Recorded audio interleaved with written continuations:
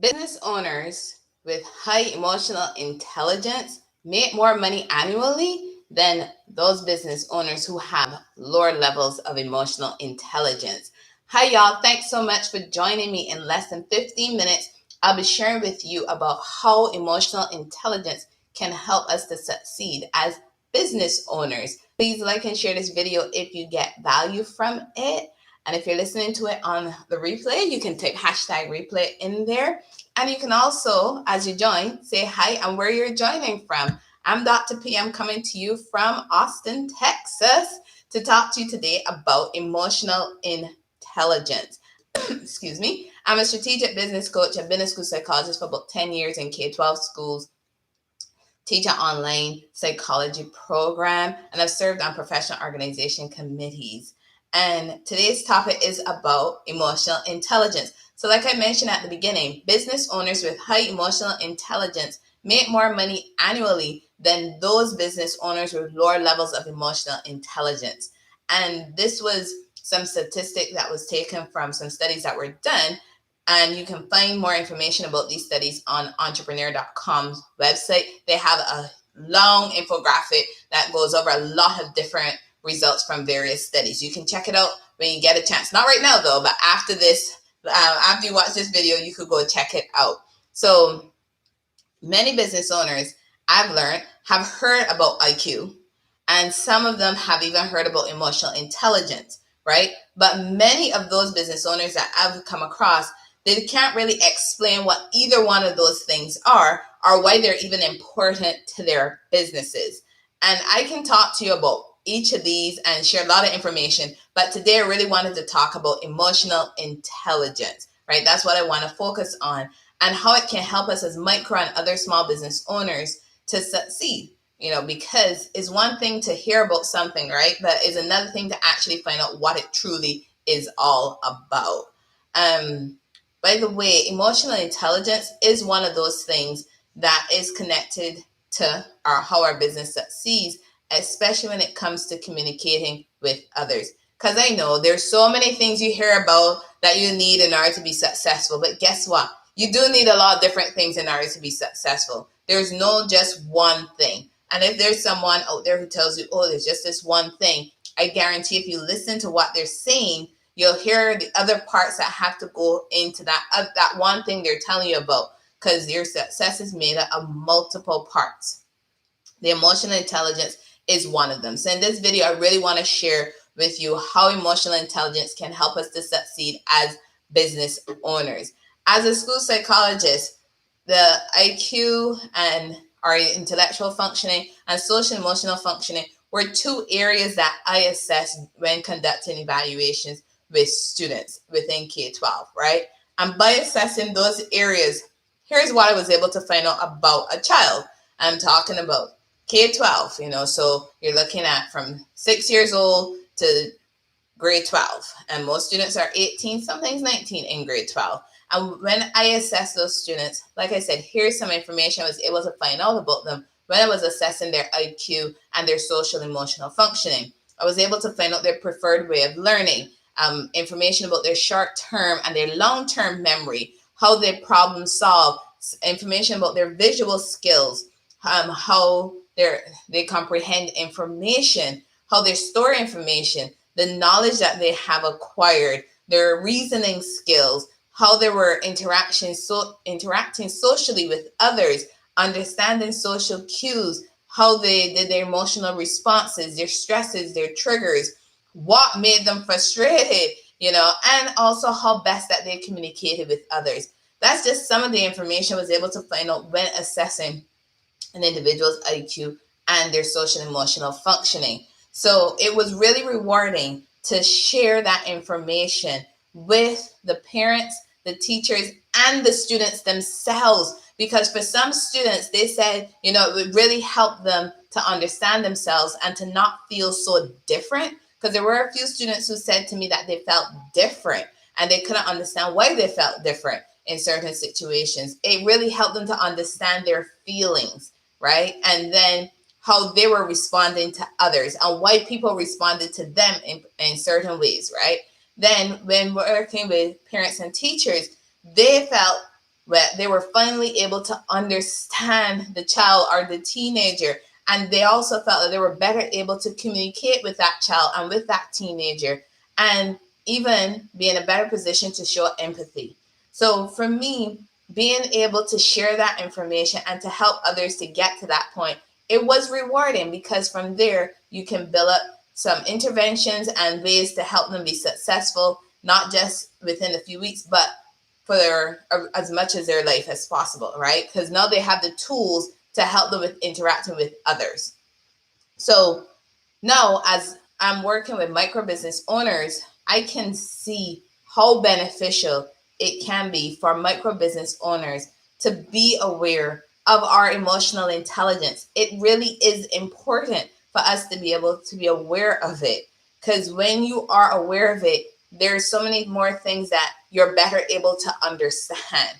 There is an article on the US Chamber's website, right, that describes emotional intelligence. Because you've heard me mention emotional intelligence, and you might be wondering, hey, is Dr. P going to say it the same way how I know it or how I understand it? Or, hey, I don't even know what it is. So I'm hoping she shares that information. And guess what? Yes, I'm going to share with you what that is. So emotional intelligence, on the US Chamber's website, they have an article, and they describe emotional intelligence in that article as a person's ability to manage their feelings and empathize with others. Chelsea Siegel wrote an article on Cox Blue website and added that emotional intelligence includes being able to manage your staff's emotions. So let's just think about that for a little bit. Emotional intelligence is a person's ability to manage their feelings and empathize with others. And it also could include managing your staff's emotions, right? That's what emotional intelligence involves. So when you have high emotional intelligence, you are better able to recognize your emotions as well as the emotions of others, right? And then you're in a better position to respond and act in a way that would lead to by far a more successful outcome rather than an aggressive or combative or confrontational outcome, right? So in the 1990s, Daniel Goldman was a psychologist and a science journalist, and he made that concept of emotional intelligence really popular in the 1990s, right? And as he was talking about emotional intelligence, he did identify 5 components of emotional intelligence. And I'm going to share those 5 with you, because knowing what these 5 are can put you in a better position of how you can go about developing those areas and your overall emotional intelligence. Because it's not just one thing, right? It is made up of 5 constructs. And if you can find some professional development to help you to improve in these 5 areas, you're going to be better able at demonstrating high levels of emotional intelligence. So the 5 components of emotional intelligence, right? First one is self-awareness. We need to be able to identify our own emotions and understand them, because we have to be able to identify our own emotions and also to understand them. Then, once you've been able to identify them, then comes self-regulation.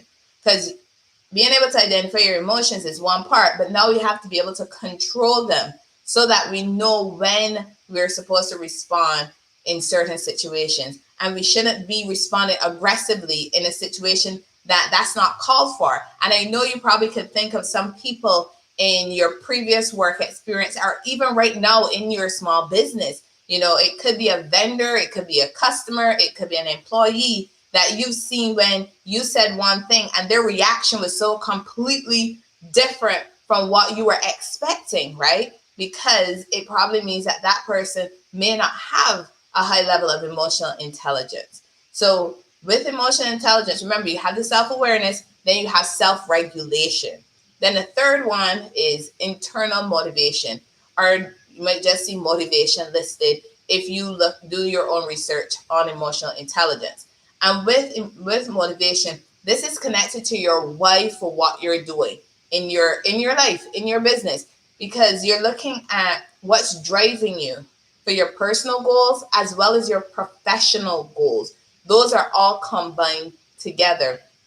And it is that motivation, that desire to really feel fulfilled, and go after what it is that you want so badly, right? Because you're truly motivated. It's not necessarily motivation because of an external situation or an external reward, but it's because you are inherently motivated to reach your personal goals as well as your professional goals.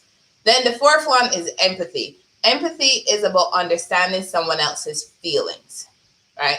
You have to be able to understand someone else's feelings in order to show empathy. So remember, the first one I mentioned was self-awareness. And you have to be aware of your own emotions, because we have to be aware of our own emotions before we can be aware of other people's emotions. And I know that for some individuals, it is difficult to be able to identify our own emotions. And it's even more difficult to identify emotions in others. But there are ways in which you can get better at knowing how to identify your emotions, as well as how to identify emotions in others, right? Don't think that you can't do it. There are some strategies out there to help you with overcoming this barrier. So those are four. The fifth one is people are social skills. So remember, we're talking about the 5 components of emotional intelligence. The first one was self-awareness. The second was self-regulation. The third was motivation, our internal motivation. The fourth was empathy. Now we're talking about the people skills, the social skills. So with these people skills, with those social skills, I'm sure a couple people came to mind that you can think of that, oh my gosh, they have such great people skills, or they have such good social skills.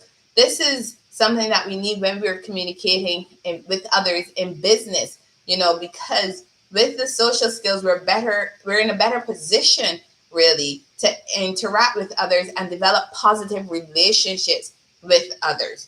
And those others can be on our team, they can be vendors, they could be customers. Point is, with these skills, you're better able to interact with others and communicate in such a way that both of you are understanding the message that is being conveyed, right? So those are 5 components of emotional intelligence. So why are these 5 things even important to us as business owners? They're important because when we have workplaces with team members who have high emotional intelligence, your team members are more likely to work together, accept criticism, and even own up to their own mistakes. And so would you if your emotional intelligence is high. Also, as I mentioned before, people with high emotional intelligence are less likely to respond aggressively when interacting with others, right? When that aggressive response might not be the appropriate response for that situation. So this goes for small business owners and micro business owners, because even as solo entrepreneurs, there's several vendors or outsourced contractors that we might need to work with on a one-off basis or for a few weeks. And being aware of our own level of emotional intelligence can help us with interacting with people more positively. Because yes, we are a micro business, we are a small business, but we are going to be interacting with other people to help our business to be successful. Because being aware of our level of emotional intelligence can help us with interacting by far more positively with other individuals. And communication is improved when we're better able to manage our emotions as small business owners. So the more you can develop each of these 5 areas of emotional intelligence, the better your interactions will be with your employees, with customers, with vendors, with suppliers. Since all of these people, you included, are needed for your success, for your business. And if you're not convinced that emotional intelligence is something that you should take some time to learn about and even develop those skills, check out that article I mentioned at the beginning of all of this from entrepreneur.com, because they have several statistics out there on the importance of emotional intelligence. And one of those statistics I mentioned at the beginning, people with high emotional intelligence, make an average of $29,000 more per year than those with lower levels of emotional intelligence. And in that article, you'll also see the statistic for people actually staying on board with a company where your manager, where the business owner has a high level of emotional intelligence. When you check out that article, you are going to be surprised by that percentage. So thank you so very much for joining me. Wanted to talk to you about the importance of emotional intelligence for us as business owners. I'm Dr. Priscilla Kuser with Priscilla Kuser Consulting Solutions. Remember, solutions plus actions equals results. Bye, y'all.